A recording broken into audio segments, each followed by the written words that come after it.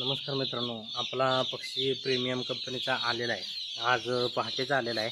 आपण जास्त फीडची भांडी अजून लावलेली नाही, अजून लावणार आहेत. आता तासाभरात लावणार आहे आपण. तोपर्यंत त्यांना थोडंसं हे असावं म्हणून लावलेलं आहे.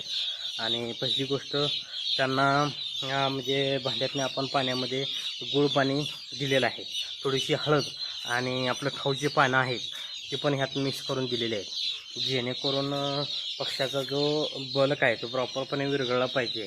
आणि खाऊच्या पाण्याने त्याला कसं तहान जास्त लागतं, पक्षी पाणी इंटेक जास्त करतो आहे.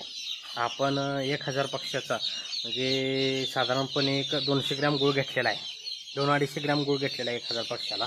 1-1.5 किलो गुळ आपण वापरलेला आहे. आणि तुम्ही बघू शकताय बऱ्यापैकी मॅनेजमेंट झालेला आहे. ते व्यवस्थित टेम्परेचर मेंटेन झालेलं आहे, एकदम काही हे झालेलं नाही. हा पक्षी असा गोळा होतो आहे, तर ह्यासाठी आपण हे काय करायचं, असं करायचं, पक्षी गोळा होऊ द्यायचा नाही.